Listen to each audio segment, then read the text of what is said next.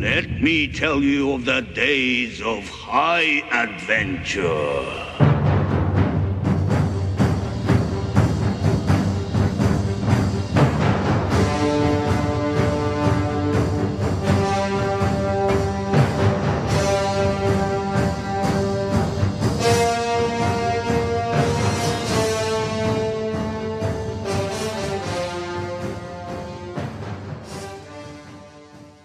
Hey there nation, welcome to the show where we help you to play miniatures wargaming on a budget. It is I, Commander CheapSkate, and we are back with another episode of the Golden Age.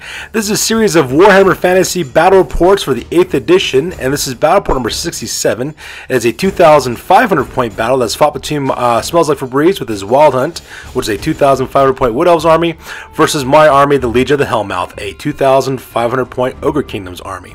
So recently I just got done adding some more miniatures to my army to make it a full 2,500 points for this Legion of the Hellmouth. They're fully painted, ready to go, and I'm really excited to see exactly how this army performs now at 2,500 points. So that being said, ladies and gentlemen, we're going to play some background music real quick. If you want to see exactly what we're bringing for this one, go ahead and pause and take a look at your own leisure. So that being said, let's get this battle report on a roll. Crom, I've never prayed you before. I have no tongue for it.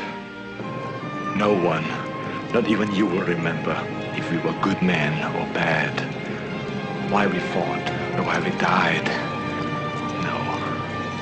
All that matters is that two stood against many. That's what's important. Valor pleases you, Crom. So grant me one request. Grant me revenge. And if you do not listen, then the hell with you. Assemble the army! Alright, so let's talk about the scenario rules real quick for this one. The scenario rules is battle line. It is the most traditional style of Warhammer there is, with standard victory conditions as well as standard deployment as well. It's the scenario that you guys know and love, and it's the same one we love playing here on this channel. So with the scenario rules over, let's go and talk about the battle plan real fast. So here's an overhead shot of the entirety of the battlefield. We're playing on a 4x6 table. I am deployed on the near side of the table, while my opponent Smells Like Febreze is deployed on the far side of the table. And pretty much my plan is really uncomplicated. I am playing Ogre Kingdoms, so the battle strategy for these guys is pretty straightforward. Pretty much my plan is to move as quickly across the battlefield as I can, engage his forces, and destroy them in close combat. And that's the nice thing about Ogre Kingdoms. They're a very simple army to play with because their tactics is very, very simple as well. The only real challenge I have to face on this one is that my buddy Smells Like Febreze is pretty much playing a Forest Spirit army build, which means that all the members of this Wood Elf army are all Forest Spirits. There's no Elves at all. So because of that, they traditionally have a higher strength as well as a higher toughness as opposed to their Wooden Elf counterparts. So that part I am going to have to worry about. Not to mention my friend Smells Like Febreze is also bringing Dryka into his army as well. That's special character. So D3 of her units are missing. In fact, 2 units of Treekin as well as one of her Treemen are not on the table right now because she's planning on using the Rouse to Wrath ability for those guys, so they could pop up anywhere on the battlefield where there are trees that are located at, because those are forests, which is pretty much dotting the entirety of the battlefield. So I do have that to worry about as well. And if you notice as well, that little forest in the far right hand side, that giant log with the bright flora popping out of it, that is the wildwood that she decided to deploy for her side of the battlefield. So I do have to worry about that as well. At the same time, the only thing I'm really worried about really is the Treemen in this army. I have to worry about Durthu as well as Coadel the Warlord, which is her general special character, as well as her Treeman Ancient. But my plan is to take those guys out with my Iron Blasters if I'm able to. The only problem is that she's got them hiding behind trees, so I really can't hit them with the cannon. So that part is kind of rough. But like I said before, pretty much my plan is pretty much the same. Engage your forces as quickly as possible and destroy Smells Like Febreze's forces as quickly as I possibly can. So with the battle plan over, let's go and talk about deployment real quick. So starting on the left hand side with my Ogre Kingdoms is my Beast Claw Raiders. These are 4 Mornfang Cavalry. They are equipped with heavy armor, iron fist, as well as hand weapons. They have a standard bearer as well as a musician, and these are the deployment here on the left hand side for those guys. In my center deployment on the left hand side, that is the Anvil of Hell. That is my Iron Blaster, one of my Iron Blasters I have in this army. Right next to him on the right hand side, those are the Powder Gangers. That's a unit of 8 Lead Belchers with a Bellower. And on the far right hand side, that is my Gut Star. That is my key focus point for my army. It is a huge unit called Stinkham's Legion. It consists of 9 Iron Guts with full command. They also have the Dragonhide banner in that unit as well. They got heavy armor as well as great weapons. Leading them, of course, are my 3 characters for my army. On the left hand side, that is my fire belly, that is Burp's O Blood. He's level 2 lore of fire. He's got the Hell Heart. In the center there, that's my general, that is Taijin Khan, the Right Fist of Hell. That's my Slaughter Master with level 4 lore of the Great Maw. He's got Fencer's Blades. He's got the armor of what you call Glittering Scales is what he has. And he also is carrying, I believe, yeah, those are the ones he's carrying as well. And the far right hand side right now, oh, the Greedy Fist, that's what he's also carrying. So he's got a 6 of Ward Save and +1 to his Strength. And then right next to him on the right hand side, that is Korgul Khan, this Giant Breaker. That's my Bruiser. He's got the Giant Breaker big name. He's also got the Gold Sigil Sword. He's also my Battle Standard Bearer as well. So that part's kind of cool. And that pretty much makes him my Gut Star on this one. And finally, my far right hand flank, I got the Red Rovers. That's a unit of 6 Ogre Bulls with hand weapons and iron fists, with Standard Bearer as well as a Bellower. And right next on the right hand side, that is the Hammer of the Gods. That is a Iron Blaster, the very last one of my army. And that pretty much makes a deployment for this one. So we go across the table to Smell Like Febreze army. On the left-hand side, she has 2 of her characters. That is Durthu, her general. He's got the level 1 lore of Beast. He's got the Savage Beast of Horos spell. It's also her general as well. That guy is Kid Out to Kill. And then right next to him on the right-hand side, that is Coadel the Will Lord. That is a Tree Man, Ancient, level 4 lore of Life Wizard. And that pretty much makes the left-hand flank for them. And making up Smells Like Febrze's center deployment on the left-hand side, that is the Court of Tides. That is a unit of 19 Dryads with a Branch Nif as well. Right next to them in the center, that is the Court of Seasons. That is a unit of 19 Dryads with a Branch Nif as well. And located that unit also is Dryka, the special character. She has a level 2 Lore of Shadow character. I believe she has the Enfeebling Foe spells as well as the Withering spells. That's what she has for her. And then there on the right-hand side, that is the Court of Oaths, which is another unit of 20 Dryads with a Branch Nif as well. And of course, my friend Smells Like Febreze has 3 other units are off the table right now because of the Rouse of Wrath ability. That's the Troop of Dawn as well as the Troop of Dusk. Those are 2 units of 6 Treekin apiece with Treekin Elder, and then finally Sternbark, the Tree Man. And those 3 units are off to the side because they will not be popping up until later on this turn or subsequent turns afterwards when she rolls up to see if they show up on the table. And that pretty much makes the plan for this one. So with deployment with over, we go directly to the top of turn number 1, and Smells Like Febreze and I roll off for initiative to see who goes first. Alright, so that takes us directly to the top of turn number 1, and Smells Like Febreze managed to get the initiative on this one, so this photo is taken after the movement phase.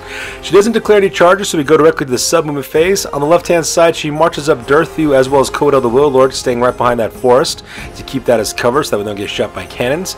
At the same time, she also moves up all 3 units of her Dryads as well. The Court of Seasons, Tides, and Oaths, they just move up their normal 6-inch movement allowance, moving up forward so that way they can stick close to the forests. She is playing a Forest Spirit army, so it behooves her to be near forest terrain because that way she gets additional bonuses to cast magic as well as to also use it defensively as well, so it pretty much helps her out as well. And because we're in the sub-movement phase as well for the compulsory moves, she also activates her Rouse to Wrath ability, and all 3 units of hers pop up within 1 inch next to that forest. Now right there in the bottom right-hand corner, that is one thing I did not take into account. Looking back now, I should deploy my forces closer to that forest so that way she couldn't deploy there. But I didn't, and that's going to haunt me later on. So because of that, her 3 units pop up right there in the bottom right-hand corner. We have the Court of Dawn, the Troop of Dawn, which is right there in the back on the left, the right behind my bulls. Over there on the right-hand side, that is the the Troop of Dusk, which is another 6-man unit Treekin, right there next to my the Hammer of the Gods, which is there right there on the right-hand side. And the back, that is Sternbark, the Harrower, which is her Tree Man. So already off the bat, I'm kind of being surrounded. So that's horrible. Here's a close-up of the movement phase with Sternbark the Harrower, the Tree Man, as well as a Troop of Dawn and Dusk getting ready to swarm me here in the back right-hand corner, so that's pretty rough. And here's a close-up of Durthu as well as Coadel the Will Lord, both of them taking cover behind that forest, that way they don't get shot off the table with my cannons, which is actually a pretty smart move, all things considered. And finally, here's a close-up of all 3 of our units of the Court of Seasons, Tides, and Oaths, moving up forward, taking cover among the forests. Interesting note should be added right in the middle there, the Court of Seasons, that is the unit with Dryka. They're inside that forest, so that way Dryka gets the Blessings of the Ancients, so she gets +1 to her casting bonus, which is actually kind of good for her because she's casting Lore Shadow spells, and those are a little bit more difficult to cast. So with all that being said, we go directly to the magic phase. So during the magic phase, Smells Like Febreze had a pretty good one. She actually cast a couple of her shadow spells. She cast the Enfeebling Foe as well as a Withering off on my unit of Stinkham's Legion, forcing me to, of course, get rid of some of my Dispel dice in order to stop those spells from going off. So I did manage to get rid of those spells, but that left me vulnerable for the rest of her Lore of Life spells. So because of that, Smells Like Febreze, she casts Flush the Stone off onto Durthu, giving him +2 to his toughness. So now Durthu is toughness 8, so that part is pretty rough. At the same time, she also cast Shield of Thorns off directly onto the Court of Tides, so that way those guys have a 2d6 Strength 3 impact hits if anybody tries to charge directly into them.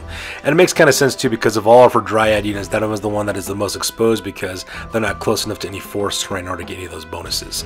And that pretty much makes her magic phase. So the magic phase is over with, we go directly to the shooting phase. And in the shooting phase, she concentrate fires with Sternbark the Harrower, opening with a String Roots directly into the Hammer of the Gods. Managed to put a wound onto my Iron Blaster right off the bat, which is pretty good considering it could have been a lot worse. So pretty much makes the shooting phase.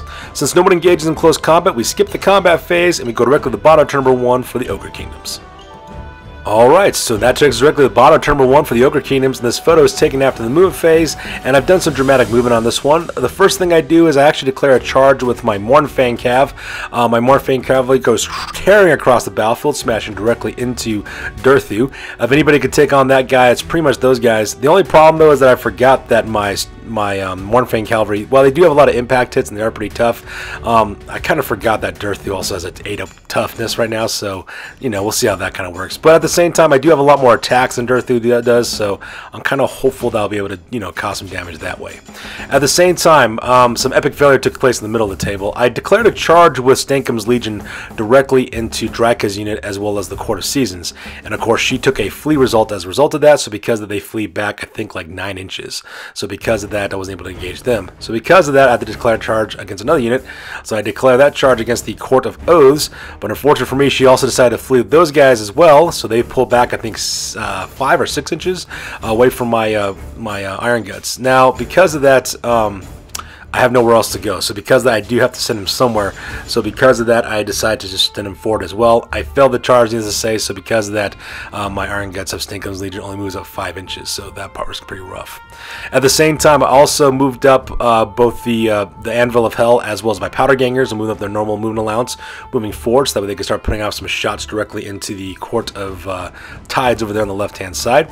At the same time I also do a quick reform with my Ogre Bulls from the Red Rovers. They go 180 and start facing off against the Troop of Dawn there in the bottom of the screen.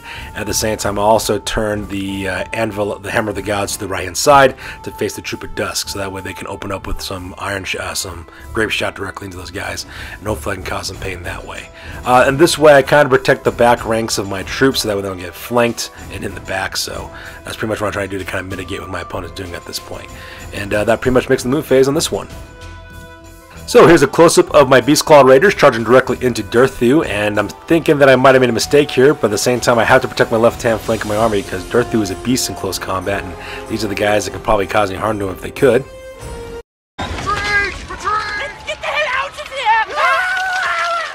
And here's a close-up of Smells Like Febrez's 2 units, the Court of Seasons, as well as the Court of Oaths, fleeing across the battlefield, getting away from my Iron Guts from Stankum's Legion. And that's not because they failed test or anything like that. She just did that as a charge reaction in order to, you know, make sure that my forces can't position pretty well, which is a pretty smart plan for my first Smells Like Febreze. She's actually pretty cunning that way, so kudos to her. Meanwhile, here's a close of my center of the battlefield with Stankum's Legion failing their charge, as well as my Powder Gangers, as well as the Anvil of Hell moving forward to start engaging the Court of Seasons, because each one of those Lead Belchers causes D6 Strength 4 hits, which is 8d6 number worth of shots, which I'm super excited for. Not to mention the Anvil of Hell also fires Grape Shot, which is at Strength 10, so I'm really looking forward to that one. And here's a close-up of the backfield in the bottom right-hand corner. You can see that my Red Rovers are getting ready to engage in close combat with the Treekin from the Troop of Dawn on the left-hand side. My my Hammer of the Gods is getting ready to engage the Troop of Dusk over on the right-hand side, and you can see Sternbark the Harrower getting ready to cause all kinds of pain here in a little while. And that pretty much makes the move phase. So with the move phase over, we'll go directly to the magic phase. And the magic phase is pretty much lackluster. Most of my spells were pretty much dispelled by Smells Like Febreze. I did manage to get Fulminating Flame Cage off onto Sternbark the Harrower, but unfortunately for me though, I just rolled a bunch of 1s and 2s. Wasn't able to cause any wounds directly onto Sternbark the Harrower. The only good side about this, of course, is that if Sternbark the Harrower does move, he does suffer D6 Strength 4 hits, and because he's a tree man, he is flammable, so any wounds that he does suffer will be twice as much. So fingers crossed that spell works out. So with the magic phase over with, we'll go directly to the shooting phase. During the shooting phase, I concentrate fire with both my powder gangers as well as the Anvil of Hell directly into the Court of Tides. Managed to kill 11 Dryads, which is pretty amazing considering all the fire that went into those guys, so that part was kind of great. The only problem, of course, is that, you know, Dryads are immune to psychology, so because of that, they don't have to worry about taking the break test. So any other normal unit would be fleeing for the hills right now, but not Forest Spirits, because they're pretty much the demons of the woods, which is pretty horrific for me. On a plus side, however, my Hammer of the Gods opens up with this grape shot directly into the Troop of Dusk, and I managed to kill 3 of those guys, which is awesome. When I rolled for my grape shot, I actually rolled 10, so that was kind of nice on the artillery dice. So 10 of those shots get through, and I kill 3 of them. I get 9 wounds off, so that part was kind of cool, because there ain't no armor save against grape shot at strength 10, and at the same time, the only thing they have after that is a 6 of ward save, so that part was pretty amazing as well. But, like again, these guys are Forest Spirits, so because of that, they are immune to psychology, so they don't have to worry about breaking, because that's the way these guys roll. In the combat phase, things go for the worst in the combat phase. I do charge directly into Durthu. I do cause impact hits, but because he is toughness 8, nothing gets through. So because I fail to wound anything at all, Durthu at the meantime counterattacks, puts 3 wounds directly onto my One Fang Cavalry. So that part was kind of rough as well. So because of that, I have a charge and I also have a standard. So I win by 2. I have 2 for my combat results. However, he costs 3 wounds, so that negates 2 of those, and plus he's stubborn. Not to mention I lost by 1. So because of that, I do have to take a leadership test, and this is where I realized I made a huge mistake because they're not anywhere near my generals. So because of that, they have to go off their base leadership, and their base leadership is leadership 7, and so -1 to that, they're leadership 6, which basically they're about as brave as a bunch of goblins. So needless to say, I had to take a break test, and needless to say, I failed my break test because I couldn't reroll my test because I wasn't nowhere near my battle standard bearer.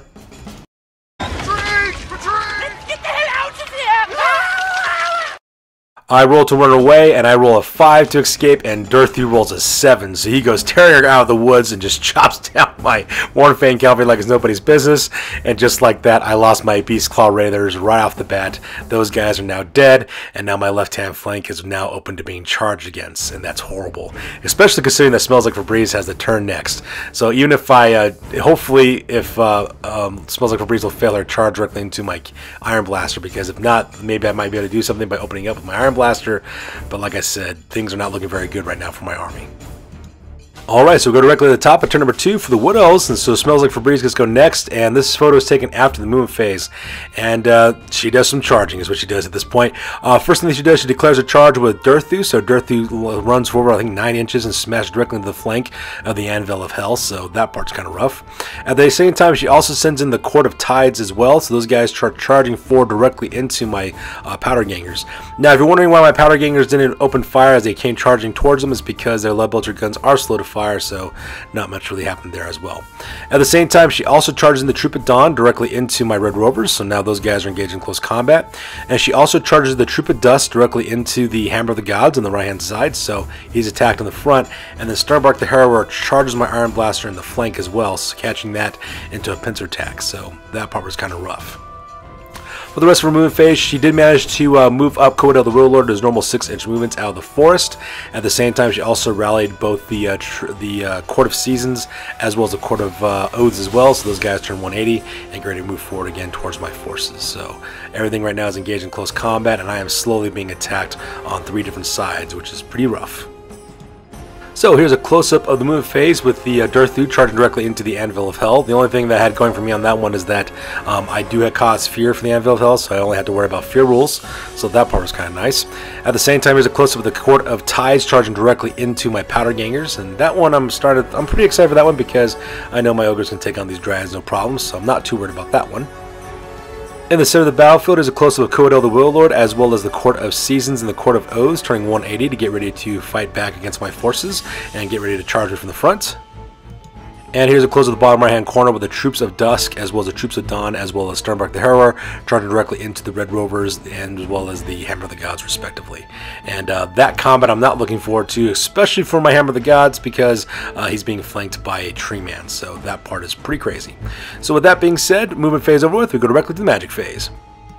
And the magic phase. Smells like Febreze had a pretty lackluster magic phase. I was able to dispel most of the spells she was trying to cast. She did try to cast off the Withering as well as the Filling Foe once again. I managed to get rid of those. The only spell she was able to cast off really was Regrowth, in which case she brought back, I think, 5 Dryads for the Court of Tides. So because of that, they're now at strength 13 Dryads against my 8 Lead Belchers. So, you know, not as few as I would like, but, you know, at the same time, though, I am a fully kitted out unit of Ogres, so I'm not really too worried about that too much. So with the magic phase over with, we skip shooting phase because the Wood Elves have none, which is kind of weird to say, and then we move on to the combat phase.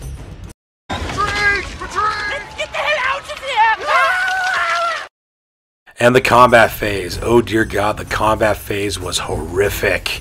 It was really, really bad. Let's go and talk about exactly what happened. So first of all, the first thing that ended up happening is that my friend Smells Like Febreze decides to attack with Sternbark the Harrower first, is what she decides to do. And she decides to use her tree rack ability because she can do that if she wants to. And how the tree rack ability works is that you have to take an initiative test, and if you fail your initiative test, I believe you take D6 damage, I believe is what it is, directly into your unit. So because of that, she decided to do that for my Hammer of the Gods. And as everyone knows, Ogres are only initiative 2, so I have to roll a 1 or a 2 in order to pass that test.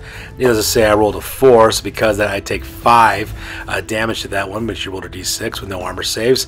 And so because of that, the Hammer of the Gods just gets destroyed right off the bat. So because of that, that unit got destroyed right off the bat, the Troop of Dusk could, of course, charge through. They could overrun because they destroyed the enemy. So because of that, she rolled 2d6. I think she rolled like a 10. So those guys go charging directly into the right-hand flank of Stenkum's Legion and getting those guys destroyed. So that part was pretty rough.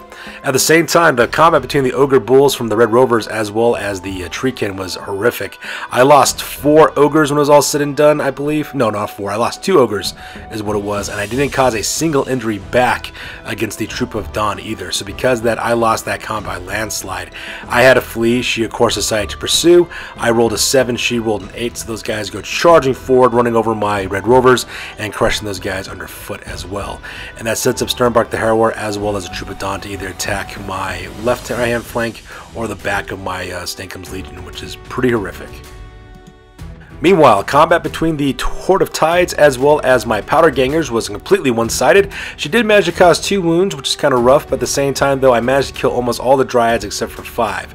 So because of that, needless to say, I won this combat by a landslide. I think she had like a leadership of 5, I believe, was all said and done with the combat results all over with when it was all said and done as well. So because of that, she did have to take a break test to see if her Court of Tides actually stood the ground.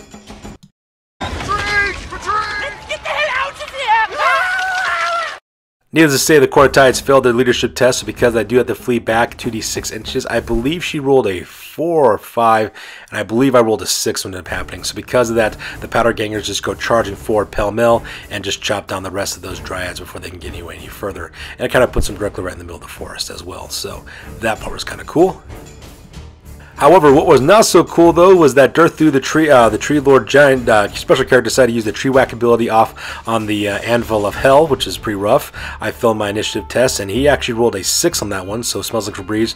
She took a d6 and actually caused 6 wounds directly onto the Anvil of Hell with no armor saves, which is just enough to kill my Iron Blaster.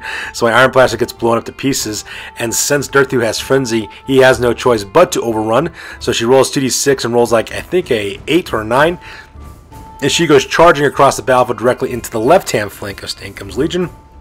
So now Stenkum's Legion is now caught in a pincer attack, being attacked by Darth on the left-hand flank, as well as the Troop of Dusk on the right-hand flank, and not to mention I could be charged in the front by Dryads, as well as behind from either a Tree Man or from some more Tree Kin, and things are not looking very good at all. So with the misery over with, we go directly to the top of turn number 2 for the Ogre Kingdoms. So this photo is taken after the movement phase, and yeah, things are not looking very good for my army right now. Only got 2 units left in my army. I have Stenkum's Legion, which is of course is the core of my army, and same with my Powder Gangers. So for the movement phase, the only movement I can use is my Powder Gangers. I kind of wheel them a little bit to the left-hand side, so that way they take aim with their Lead Belcher guns directly into Coedel the Wild Lord. Because if I can kill anything, if I can kill that Tree Lord Ancient, that'll net me some points, and that'd be kind of nice. Hopefully Stenkum's Legion can survive the combat phase here with my characters, and hopefully I can still kind of pull this out of the box. It's gonna be hard, but I can possibly do it. If I manage to kill the really big point heavy portions of our army, I might be able to pull this one through. Klaatu, Veranda. However, during the magic phase, things did not work out too well. When I rolled for the Winds of Magic to see how much power dice magic get, I rolled Snake Eyes. So because of that, there is no magic phase for me. You have been denied by the gods. So that part was kind of rough. However, there is a silver lining. During the shooting phase, I do concentrate fire with my lead belchers. I managed to get 32 shots off is what I managed to get off with my Ogre of my guys, so that part was pretty cool. And they just opened up with a hailfire of bullets directly into Wood Elves Wyld Lord, and I managed to kill that guy right off the bat, which is kind of nice. In the end, I think I managed to cause 8 wounds.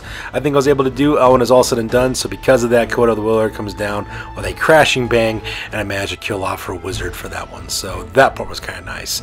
Nothing else shoots because I have nothing else in the unit, so that part was kind of crazy. So with the shooting phase over with, we go directly to the combat phase. And in the combat phase was horrific. The first thing that ends up happening, I declare a challenge with Korgold, the Giant Breaker, because he's got +1 to his strength. He's pretty tough. At the same time, he can take on take on Durthu. Unfortunately for me, though, I wasn't able to cause any injuries directly to Durthu, so Durthu just kind of laughed in my face at that one. And of course, uses Tree Whack ability off on Korgold, the Giant Breaker. Managed to kill my Battle Standard Bearer, so that part was kind of rough as well. The rest of the combat was not as great as it could have been. I do try to attack back with both my Fire Belly as well as my my General Taijin Khan, as well as my one of my characters in one of my Iron Guts directly into the Troop of Dusk. That was horrible. I just totally flubbed my rolls. When I went for my breath attack weapon with Burps of Blood, I rolled Snake Eyes for the number of hits he got off, and that was the one thing that managed to kill one of the Treekin. That was the only thing I managed to do that. The rest of my attacks just flub. I just flubbed Tastic on that one. Wasn't able to do much of anything. So that part was just pretty horrific, all things considered. And of course, my guys tried to counterattack against Durthu as well on the left-hand side, but unfortunately, I kind of failed in that one as well. In the end, the Treekin did manage to kill 2 of my Iron Guts at the same time when it was all said and done. So needless to say, I lost this combat by a landslide, and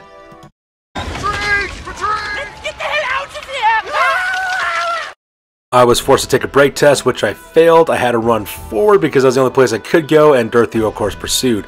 And when I rolled to see how far I ran 3 inches, is what I ended up doing, while Durthu rolled, like, I think an 8. So needless to say, Smelled Like Febrez's character just ran down and chopped down the rest of my Iron Guts like it was nobody's business. And now there's a huge puddle of blood and flesh and viscera, which was once a fine unit known as Warcry Kingdoms Legion in the middle of the battlefield.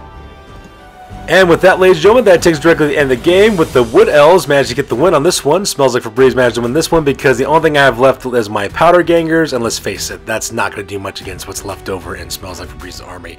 She kicked my teeth to the curb on this one. So that being said, ladies and gentlemen, this battle report is now over. We're going to go directly to the after action report because this game is over. That's it, man. It's game over, man. It's game over. I thought about staying. They offered me the chance to lead them, to teach them, to be king. Uh-huh. But my place is here, so I swallowed the juice, said the words, and here I am. Did you say the words right this time? Well, maybe I didn't say every single tiny little syllable, no, but basically I said them, yeah. Basically.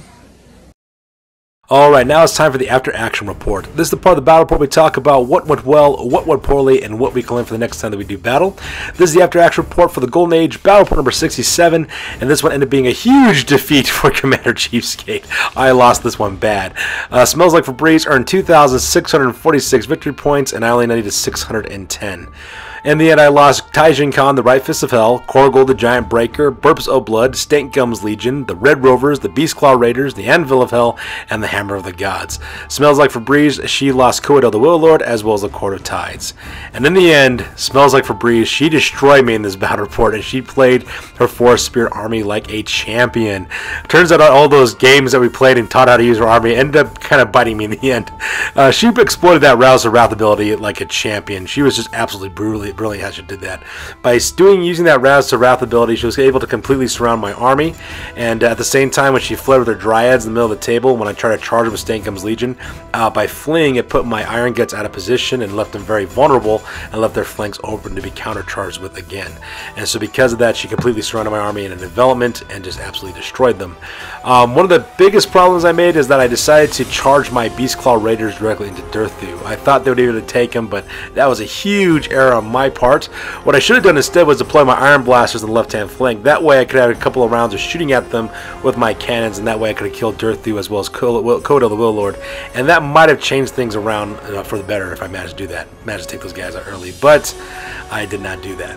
Another problem that I face, of course, is that Ogre Kingdoms leadership is a huge problem for this army. They're not very strong with their leadership, especially if they lose at all. So because of that, I need to find some ways to shore up that weakness for my army as well. In spite of me losing this one pretty bad, it was still a very fun game to play. I really love playing against Smells Like Febreze. She's learning to becoming better and better Wood Elf player every single day. And as always, I am looking forward to the rematch on that one. So that's good to do for this one, you guys. As always, please feel free to like, comment, and or subscribe. Your guys' input is always appreciated. Always check us out on Facebook, Instagram, as well as blogger.com for all these greatest hobby news on this channel. That's good to do for this one, you guys. We'll catch you guys in the next one. Peace out and stay classy.